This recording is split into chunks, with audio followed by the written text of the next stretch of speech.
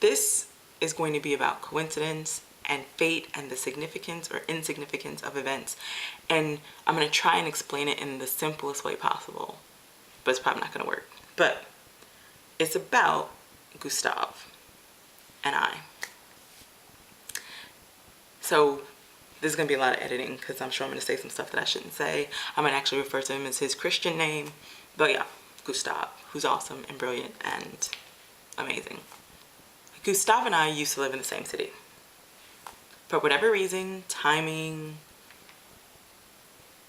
whatever, we didn't work out. I should note that on paper, Gustav and I, we should fit, we should work. And after I moved from London, I was single, and he also happened to be single, both freshly out of serious, significant relationships where we were in love with two different people. I'm now in Berlin, he's still back in his city, and we reconnect.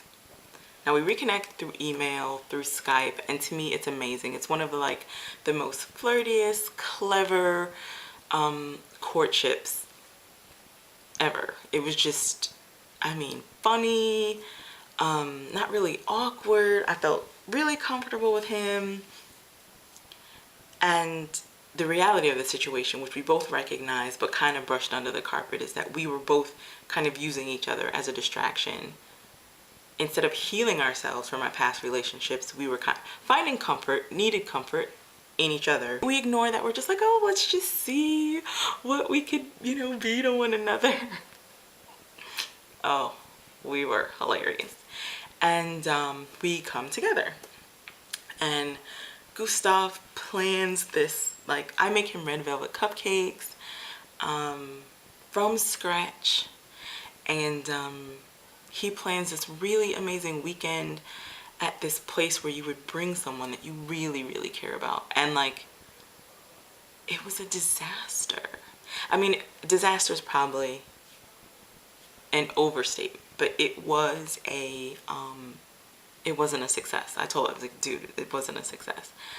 I was crying, acting crazy. I mean, I showed my ass because it just wasn't going the way that I expected it to go or had hoped it would go, and it was really unfair expectations that I had placed on him. And I think how I perceived it was I would try to get closer to him and then he would do something to push me away, and I just took that as a rejection of me being done with men and not being suited to be in a relationship. I was like, I'm really trying, I'm going out. I'm like, hello, I'm going out on a limb here. I just broke up with the love of my life, and I'm, going and revisiting a person who I don't think we had a proper opportunity. And here we are, here's our second shot, and it's not fucking working. I must be meant to be alone, because on paper we work. You can ask Gustav, how well do you guys work? The weekend is a disaster. And he was like, well, we could be friends. I'm like, fuck friends. Because to me, being a friend after having the potential of something more significant is kind of a consolation prize. And I really didn't think I was capable at that point in time to be friends with someone that I was physically and emotionally linked to, and to kind of say, we're just going to remove the physical part and we're going to remove certain levels of intimacy and just be friends. To me, I'm like, I got enough fucking friends. I got enough friends that love me in that regard. What do I need another friend for? I'm gonna get the fuck out of my face. Blah, blah, blah. Showed my ass, crying, just snot face. I mean, it was just not cute. And I mean, he wasn't perfect either. We both had our emotional meltdowns during that weekend. But it was like therapy. It was really not fun in this beautiful romantic hotel. I laugh at it now because it's quite funny, but I didn't think it was funny at the time. So we don't talk for months. And I had basically written him out of my book. I was like, Gustav, whatever. I mean, it was cool, but it didn't work. Fuck him. So the last week of May, I'm on the bus in Berlin. Now, mind you, he lives in a completely different city. And I'm on the bus, and the bus stops at this building. And I see this dude running for the bus. And yo, I'm like, holy shit, it's Gustav. What the fuck is he doing here? And within 30 seconds from the time it took this Gustav doppelganger to get from the bus stop to the bus, I had went from a range of emotion. I was like, oh my God, do I look cute? Oh shit, he ain't tell me he was coming to Berlin. Oh my God, what are we gonna do? What is he doing here? Da, da, da, da, da. I knew that he would make it to Berlin because, you know, he circumstances would bring him to Berlin occasionally. But I was just mad that I was caught off guard. I mean, luckily I was looking cute in case it was him, but it wasn't him. And I went to my destination, and about 12 o'clock at night, I get home. And this was on a Sunday night.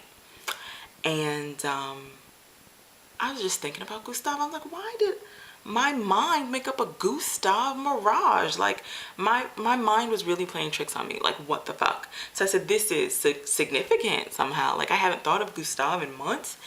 And all of a sudden, I see a Gustav mirage at a bus stop. Okay, what's going on? So I go into my email. And my email is one of these emails where I can get like 30 emails a day. And I don't really check it for specific things unless I'm expecting like an order confirmation, a ticket, e-ticket confirmation, something like that. So I just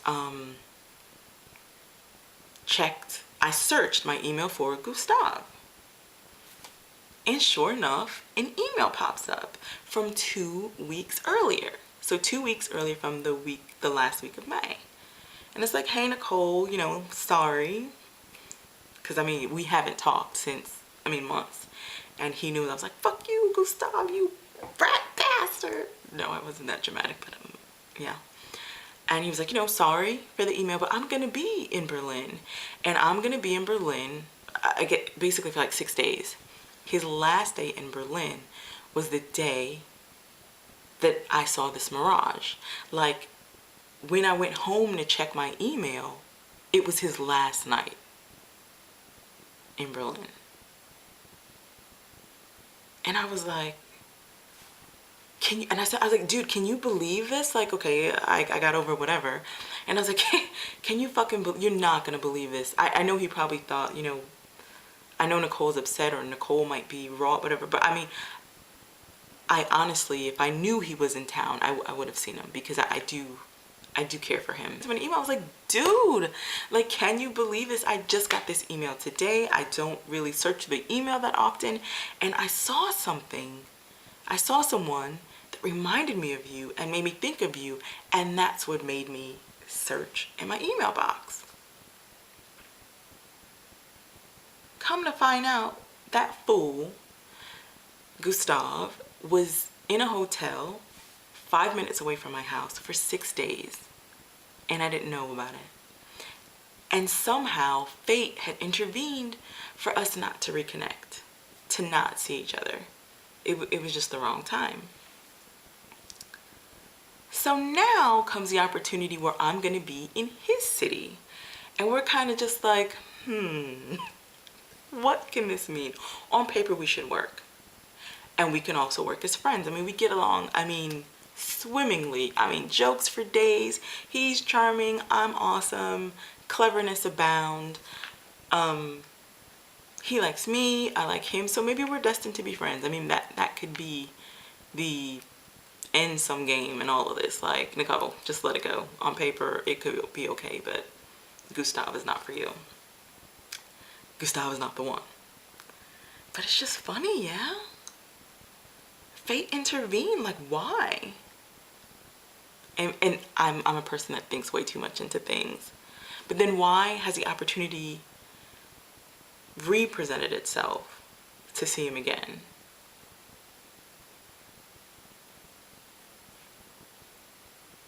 What do y'all think? Gustav, what do you think? He's gonna be like, bitch, you're crazy.